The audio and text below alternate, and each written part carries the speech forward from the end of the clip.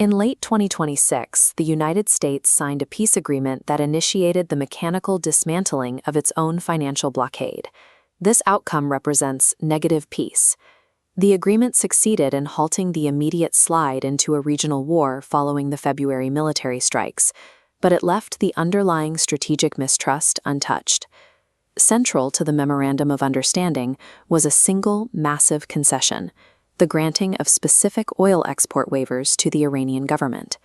These waivers carried an inherent requirement: Iranian oil cannot enter the global market without the U.S. also authorizing the associated banking transactions, insurance, and maritime transportation.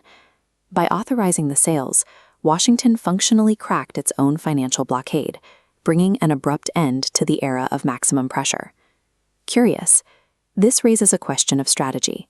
How did an asymmetrical power engineer this level of American retreat?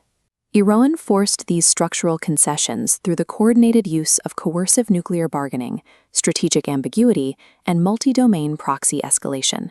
Tehran extracted these economic gains while maintaining its latent nuclear capabilities, refusing to surrender its core enrichment infrastructure.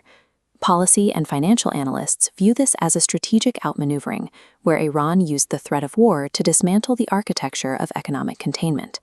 The 2026 MOU functioned as a localized crisis point, masterfully exploited by Iran to shatter a global financial siege. Iran's primary point of diplomatic leverage was the ambiguous status of its nuclear program. This strategy is built on latent deterrence. When a state advances its nuclear capabilities to the threshold of weaponization, that capability itself acts as a strategic deterrent. This deliberate ambiguity increases the risks for adversaries.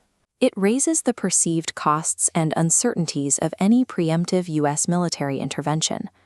During negotiations in Islamabad, the verification paradox took hold. As the estimated breakout timeline shrank on the x-axis, diplomatic leverage spiked vertically.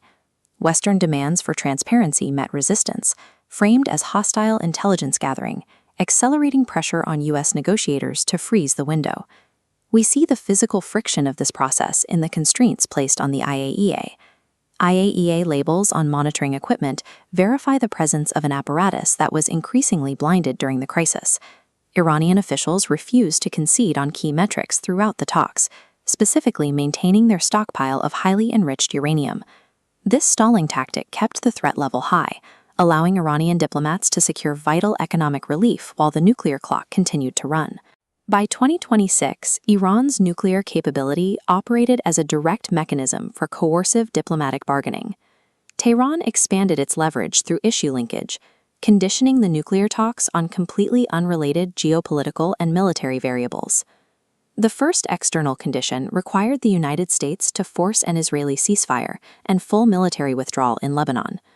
This demand targeted a strategic imperative: preserving Hezbollah and other proxy forces as a core deterrent asset against Israel. The second variable involved the weaponization of global commerce within the Persian Gulf. Iran moved away from the threat of a total blockade, opting instead to implement a highly regulated maritime chokehold. A new traffic separation scheme routed all commercial traffic directly through Iranian waters. Vessels were forced to use these assigned routes and pay mandatory Iranian insurance. This directly contested the U.S. Navy's recommended routes through Omani waters, which were marked clear of naval mines. This system established a new level of Iranian sovereignty over the strait, extracting economic leverage that bypassed the pre-war status quo. By tying global maritime access and proxy survival to the MOU, Iran fused kinetic military pressure with diplomatic negotiation. To the south, Iran applied kinetic pressure to U.S. Gulf allies, including the UAE, Saudi Arabia, and Kuwait. However, the established Iraqi militias were facing intense domestic pressure from the Iraqi federal government to disarm. The IRGC Quds Force responded by restructuring. They abandoned their reliance on these large groups to create elite 10-man covert cells in southern Iraq. This diagram maps the established Popular Mobilization Forces network that defined Iranian influence in Iraq. As these groups faced pressure to disarm, their central nodes gray out. New direct command lines now connect the IRGC straight to isolated 10-man cells pointing toward Gulf states.